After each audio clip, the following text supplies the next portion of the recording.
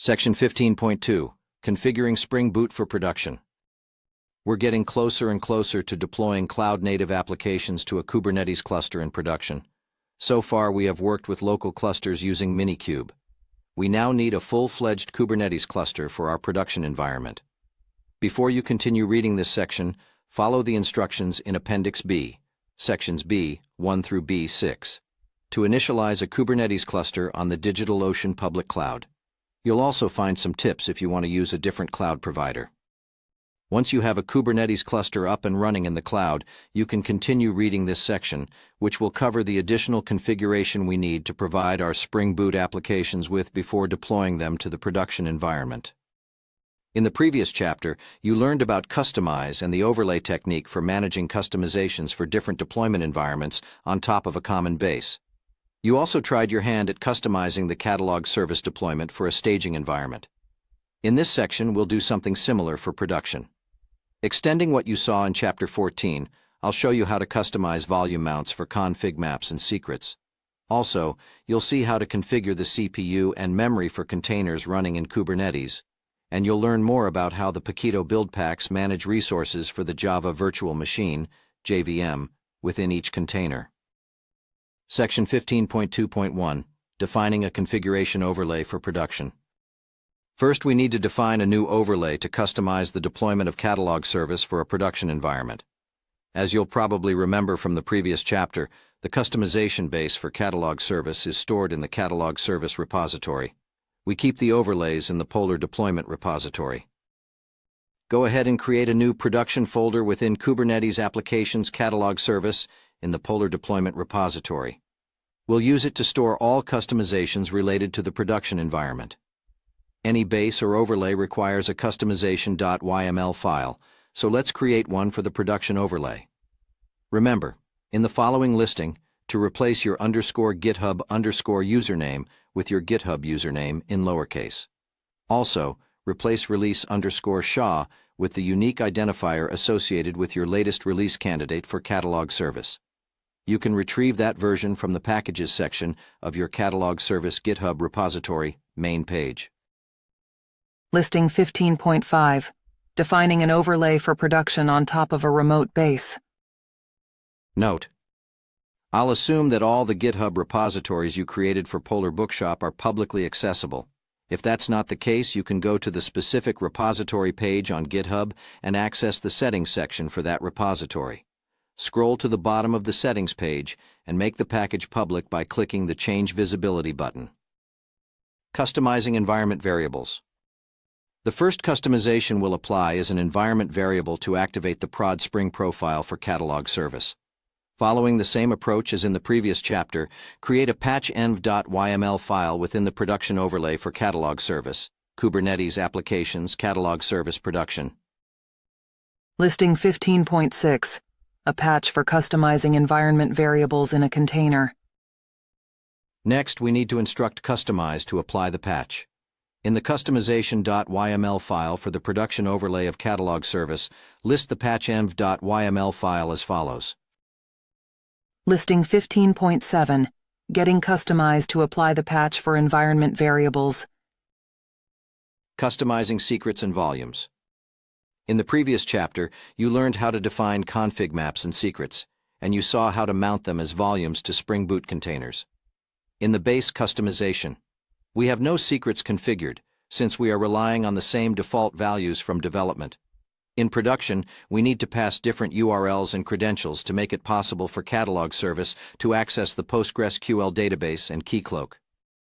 When you set up the production environment on DigitalOcean earlier, you also created a secret with the credentials to access the PostgreSQL database, Polar Postgres Catalog credentials, and another for Keycloak, Keycloak Issuer Resource Server Secret.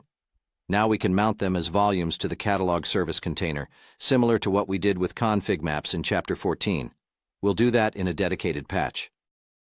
Create a patchvolumes.yml file within the production overlay for Catalog Service, Kubernetes Applications Catalog Service Production, and configure the patch as shown in Listing 15.8. When Kustomize applies this patch to the base deployment manifests, it will merge the config map volume defined in the base with the secret volumes defined in the patch. Listing 15.8. Mounting secrets as volumes to the catalog service container. Then, just like you learned in the previous section, we need to reference the patch in the customization.yml file for the production overlay. Listing 15.9. Getting customized to apply the patch for mounting secrets. Currently, the secrets are configured to be provided to the container, but Spring Boot is not aware of them yet. In the next section, I'll show you how to instruct Spring Boot to load those secrets as config trees. Customizing config maps. The base customization for catalog service instructs Customize to generate a catalog config map, starting with an application.yml file. As you learned in the previous chapter, we can ask Customize to add an additional file to that same config map, applicationprod.yml, which we know takes precedence over the base application.yml file. That's how we're going to customize the application configuration for production. First, create an applicationprod.yml file within the production overlay for catalog service, Kubernetes Applications Catalog Service Production. We'll use this property file to configure a custom greeting. We also need to instruct Spring Boot to load the secrets as config trees, using the spring.config.import property. For more information on config trees, refer to Chapter 14.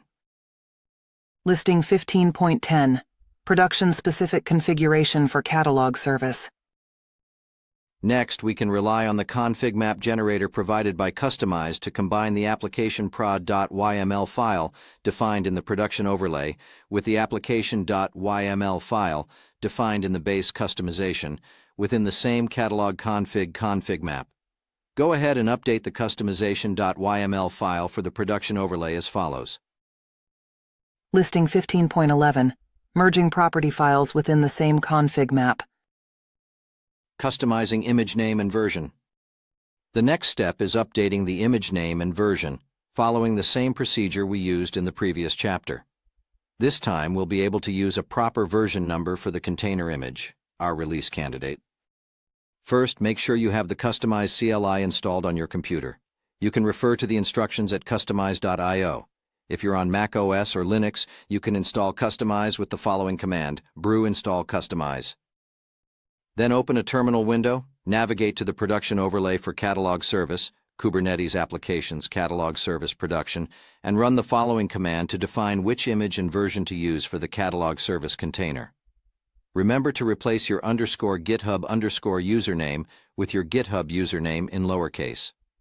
Also, replace SHA with the unique identifier associated with your latest release candidate for catalog service. You can retrieve that version from the Packages section of your catalog service GitHub repository main page. See this code? This command will automatically update the customization.yml file with the new configuration, as you can see in the following listing. Listing 15.12. Configuring the image name and version for the container. Note: images published to GitHub Container Registry will have the same visibility as the related GitHub code repository. I'll assume that all the images you build for Polar Bookshop are publicly accessible via the GitHub Container Registry. If that's not the case, you can go to the specific repository page on GitHub and access the Packages section for that repository.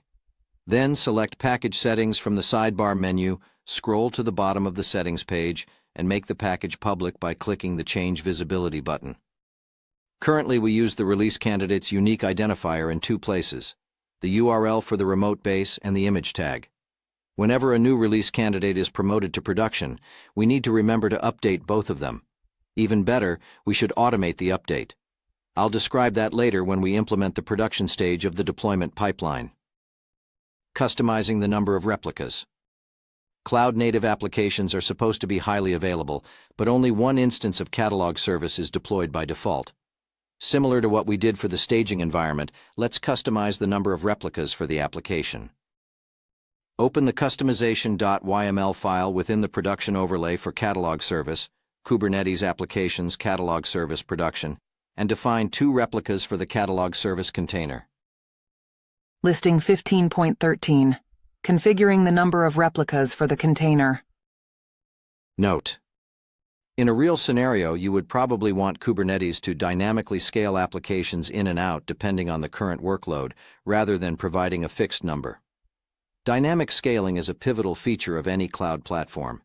In Kubernetes, it's implemented by a dedicated component called Horizontal Pod Autoscaler, based on well-defined metrics, such as the CPU consumption per container. For more information, refer to the Kubernetes documentation. See this link. The next section will cover configuring CPU and memory for Spring Boot containers running in Kubernetes. Section 15.2.2, Configuring CPU and memory for Spring Boot containers. When dealing with containerized applications, it's best to assign resource limits explicitly. In Chapter 1, you learned that containers are isolated contexts leveraging Linux features, like namespaces and C groups, to partition and limit resources among processes. However, suppose you don't specify any resource limits. In that case, each container will have access to the whole CPU set and memory available on the host machine, with the risk of some of them taking up more resources than they should and causing other containers to crash due to a lack of resources. For JVM-based applications like Spring Boot, defining CPU and memory limits is even more critical because they will be used to properly size items like JVM thread pools, heap memory, and non-heap memory. Configuring those values has always been a challenge for Java developers, and it's critical since they directly affect application performance. Fortunately, if you use the Paquito implementation of cloud-native build packs included in Spring Boot, you don't need to worry about that. When you packaged the catalog service application with Paquito in Chapter 6, a Java memory calculator component was included automatically. When you run the containerized application, that component will configure the JVM memory based on the resource limits assigned to the container. If you don't specify any limits, the results will be unpredictable, which is not what you want. There's also an economic aspect to consider. If you run your applications in a public cloud, you're usually charged based on how many resources you consume. Consequently, you'll probably want to be in control of how much CPU and memory each of your containers can use to avoid nasty surprises when the bill arrives. When it comes to orchestrators like Kubernetes, there's another critical issue related to resources that you should consider. Kubernetes schedules pods to be deployed in any of the cluster nodes. But what if a pod is assigned to a node that has insufficient resources to run the container correctly? The solution is to declare the minimum CPU and memory a container needs to operate, resource requests. Kubernetes will use that information to deploy a pod to a specific node only if it can guarantee the container will get at least the requested resources. Resource requests and limits are defined per container. You can specify both requests and limits in a deployment manifest. We haven't defined any limits in the base manifest for catalog service because we've been operating in a local environment, and we didn't want to constrain it too much in terms of resource requirements. However, production workloads should always contain resource configurations. Let's look at how we can do that for the production deployment of catalog service. Assigning resource requests and limits to a container. It shouldn't be a surprise that we'll use a patch to apply CPU and memory configurations to catalog service. Create a patch resources.yml file within the production overlay for catalog service, Kubernetes Applications Catalog Service Production, and define both requests and limits for the container resources. Even though we're considering a production scenario, we'll use low values to optimize the resource usage in your cluster and avoid incurring additional costs. In a real-world scenario, you might want to analyze more carefully which requests and limits would be appropriate for your use case. Listing 15.14, Configuring resource requests and limits for the container. Next, open the customization.yml file in the production overlay for catalog service and configure Customize to apply the patch. Listing 15.15, Applying the patch for defining resource requests and limits. In listing 15.14, the memory request and limit are the same, but that's not true for the CPU. The following section will explain the reasoning behind those choices. Optimizing CPU and memory for Spring Boot applications. The amount of CPU available to a container directly affects the startup time of a JVM-based application like Spring Boot.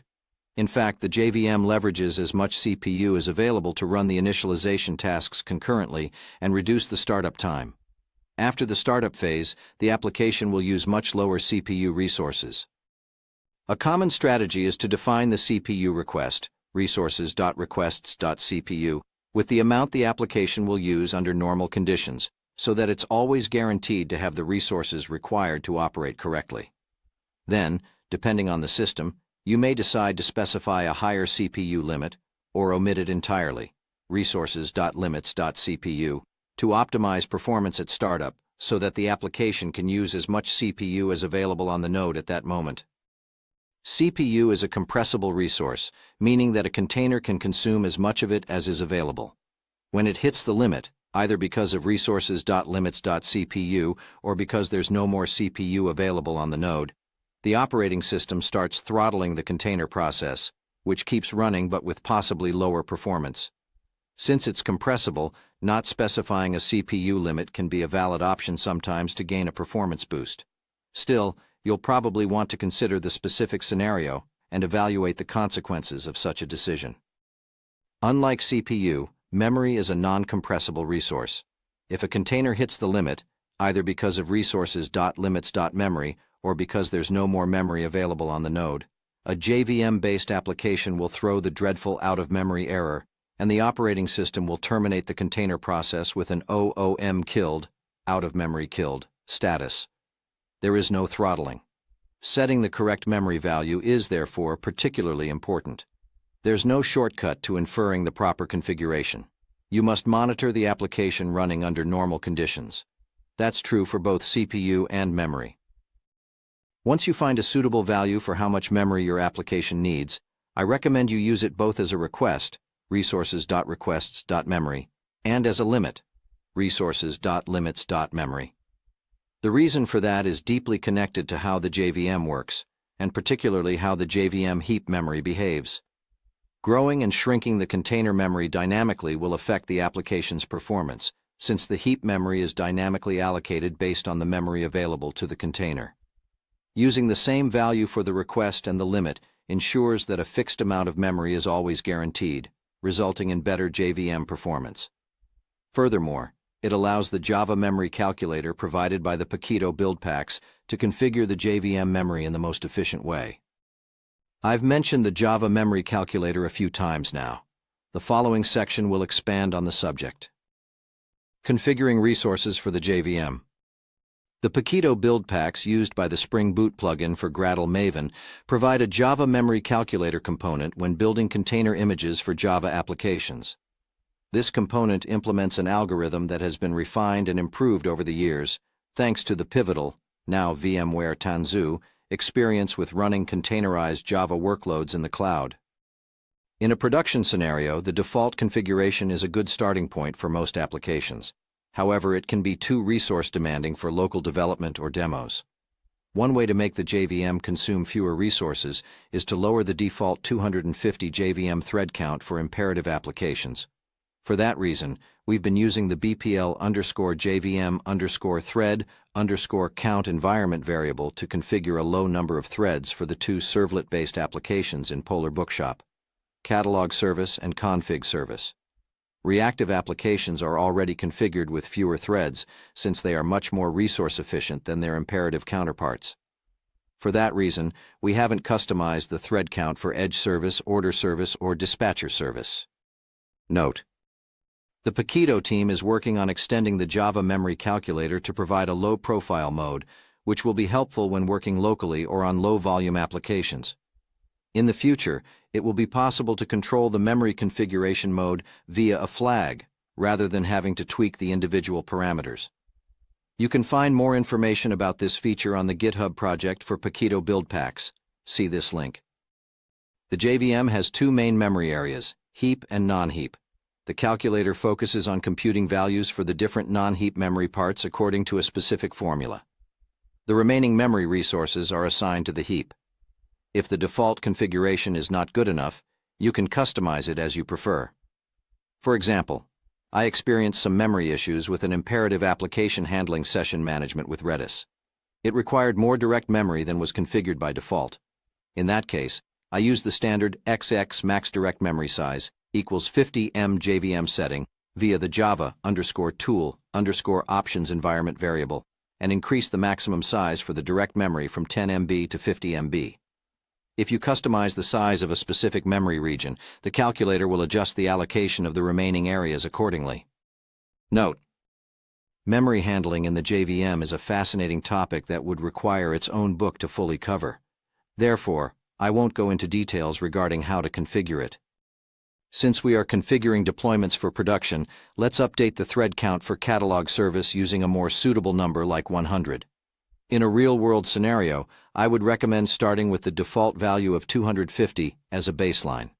For Polar Bookshop, I'm trying to compromise between showing what an actual production deployment would look like and minimizing the resources you need to consume, and perhaps pay for, on a public cloud platform.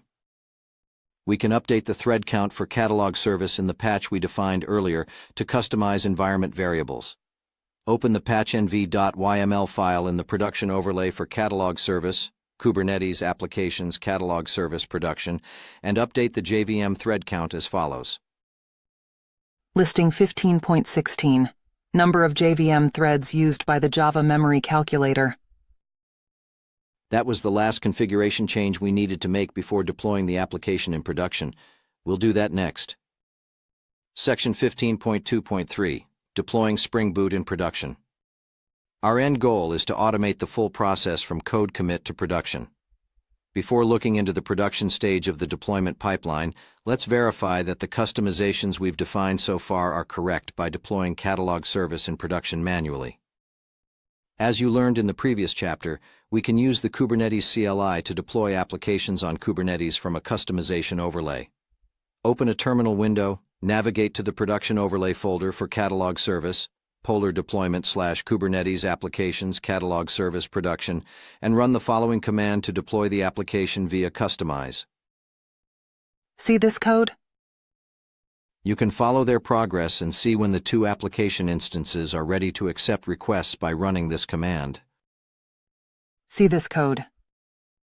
For additional information on the deployment, you can keep using the Kubernetes CLI or rely on Octant, a tool that lets you visualize your Kubernetes workloads via a convenient GUI. As explained in Chapter 7, you can start Octant with the command Octant. Furthermore, the application logs might be interesting for verifying that catalog service is running correctly. See this code? The application is not exposed outside the cluster yet. For that, we need Edge service. But you can use the port forwarding functionality to forward traffic from your local environment on port 9001 to the service running in the cluster on port 80. See this code? Note: the process started by the kubectl port forward command will keep running until you explicitly stop it with Ctrl+C. Now you can call catalog service from your local machine on port 9001, and the request will be forwarded to the service object inside the Kubernetes cluster. Open a new terminal window and call the root endpoint exposed by the application to verify that the polar.greeting value specified in the config map for the prod Spring profile is used instead of the default one. See this code? Congratulations, you are officially in production. When you're done, you can terminate the port forwarding with Ctrl+C. Finally, delete the deployment by running the following command from the production overlay folder for catalog service. See this code? Kubernetes provides the infrastructure for implementing different types of deployment strategies. When we update our application manifests with a new release version and apply them to the cluster, Kubernetes performs a rolling update. This strategy consists in incrementally updating pod instances with new ones and guarantees zero downtime for the user. You saw that in action in the previous chapter. By default, Kubernetes adopts the rolling update strategy, but there are other techniques that you can employ based on the standard Kubernetes resources, or you can rely on a tool like Knative. For example, you might want to use blue-green deployments, consisting of deploying the new version of the software in a second production environment.